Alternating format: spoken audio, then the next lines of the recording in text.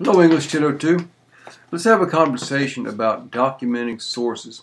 You're going to need to print out one of the resources in Module 7, the the sample documented essay, the one that is labeled Style and Format Example. You have 3 of them there. 2 of them are examples of the documented essay that you're doing, the biocritical research paper. This was an example of, this is actually an iSearch paper from another class. But it shows the style and format examples for the revised 2009 MLA format. And let me explain why we have to go through this. Right now there are probably 3 different textbooks, handbooks that are circulating that different students are using. Some of y'all have various editions of the Harbrace Handbook. Some of y'all have the brand new Pocket Style manual that the English department just adopted last spring. And some of y'all all of y'all should have the Kennedy and Gioia literature book, Literature and Introduction to Fiction, Poetry, and Drama. All 3 of those books have sections on MLA citation and documentation. I think for your purposes in this class, the chapter 41 of the Kennedy and Gioia literature textbook should have all of the basic examples and explanations that you need. The other resources have the same thing. The important thing is to get one of those resources that has the current standards. And you keep in mind that in 2009, MLA made some significant changes in formats for citations. Notably, in the past, it was always acceptable to underline the title of a book or the title of a movie as an alternative to using italics. Well, they decided in 2009, now with the prevalence of word processing technology, there's no more reason to permit underlining because all of the word processing applications can do italics. So some of the older examples of the research papers that you might find on the works cited page or in the sources that are cited in the text of the paper, they may be underlined. You need to realize that that's no longer acceptable and it will penalize your grade. You need to use italics for those titles. Also, the new formats require on the works cited page that you indicate the medium, whether it's a print or electronic source. And you'll see that when you look at the works cited page of the paper we're fixing to look at. So anyway, get that paper. It's got some pictures on it. And we're going to take a look at that in just a moment. Let me pick my glasses up that I dropped on the floor.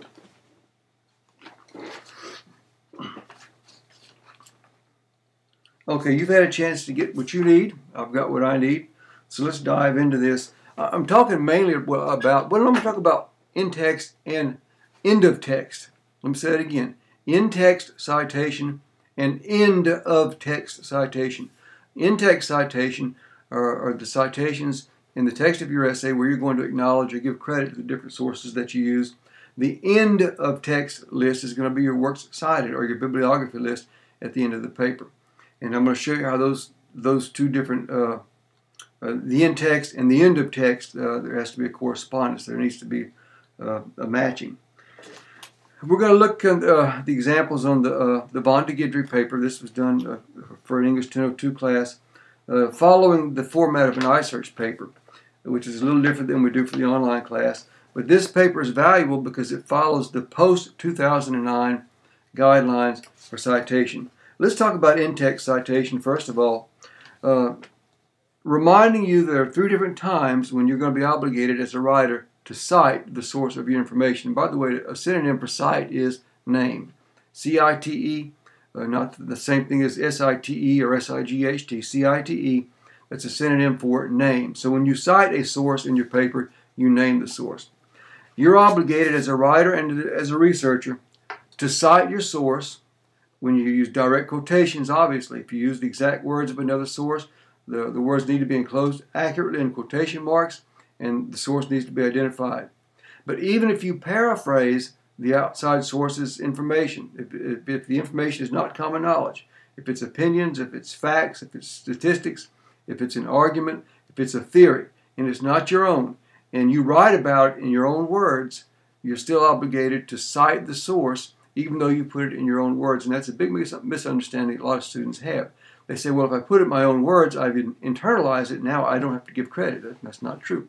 In a good Google search, will always highlight or identify paraphrased material that comes from another source, because as hard as you try to paraphrase it, there's always some scant resemblance, at least, to the source that you're referring to.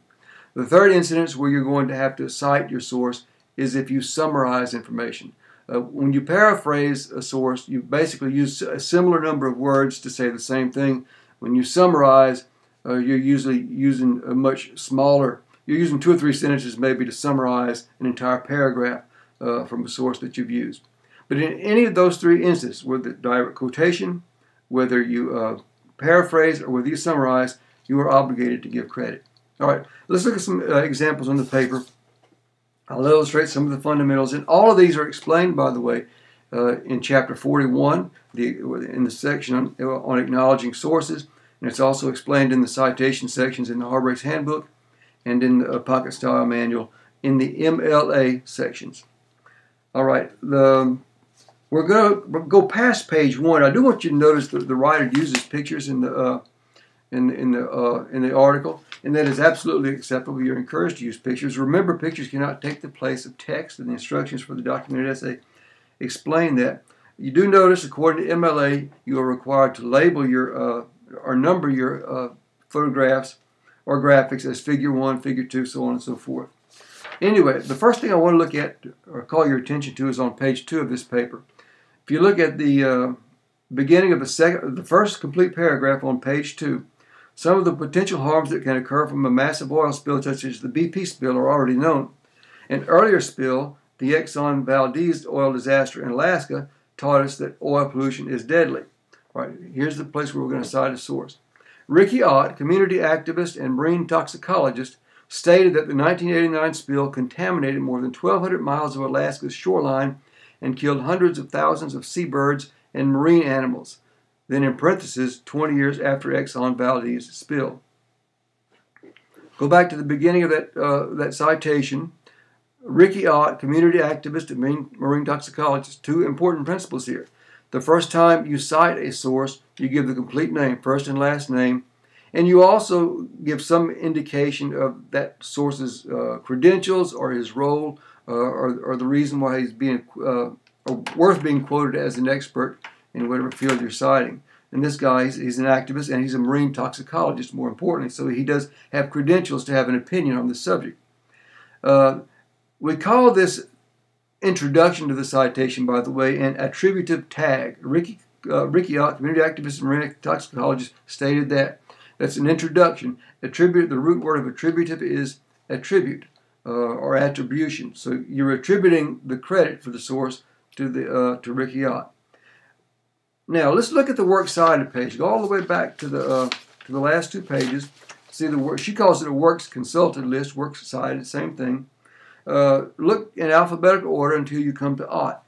There's Ricky Ott. That's the source that she's citing inside the paper. That source is listed at the end of text, in the end of text list of works cited. So we see that Ricky Ott is being cited for an article entitled 20 Years After Exxon Valdez Oil Spill, Alaskan Coastline Remains Contaminated, Residents Still Struggle for Justice. That was published in a magazine article, Democracy Now! And well, it's a website, I'm sorry, I had a website called Democracy Now! So go back to page 2 and look at the Ott citation again. At the end of it, you see in the parentheses, 20 years after Exxon Valdez spill.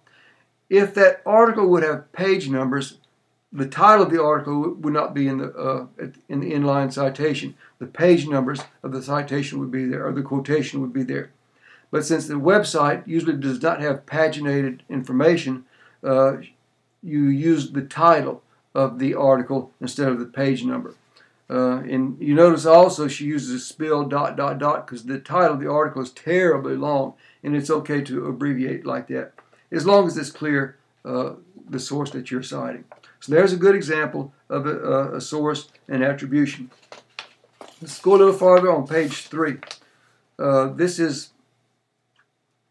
a citation, 2 of them in a row actually, in that first paragraph, and about the middle of the paragraph, the writer says, I was later able to form answers to my question, yes, seafood in the Gulf is safe to eat. Here's the first statistic or fact that she's going to have to cite.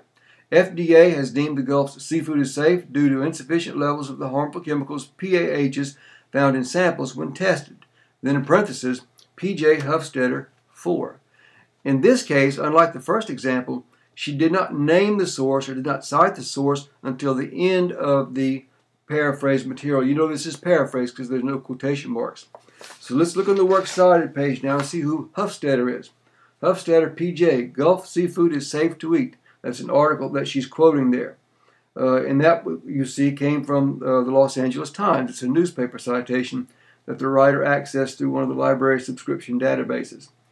So you see there's an alternative. If you don't name the source in the tag at the beginning of the quotation or the paraphrase or the cited information, then you include the name of the person you're citing in the parentheses with the page number. 4 is the page number the article is found on. All right, the next line has a citation too. Also, seafood that does contain PAH chemicals, although in low amounts, does have a potential for causing cancer in humans if eaten in large amounts over a widespread time span. The source cited is Kim Severson, and it's on page 18.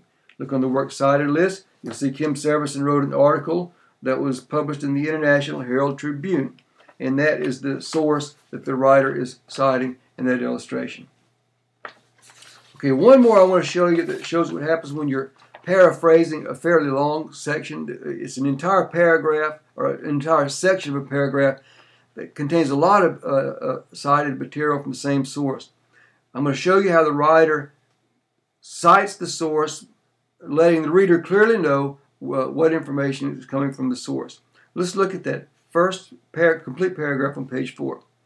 The first thing I found out was that crude oil is very dangerous and could potentially be deadly to most living things. All right, here comes an attributive tag.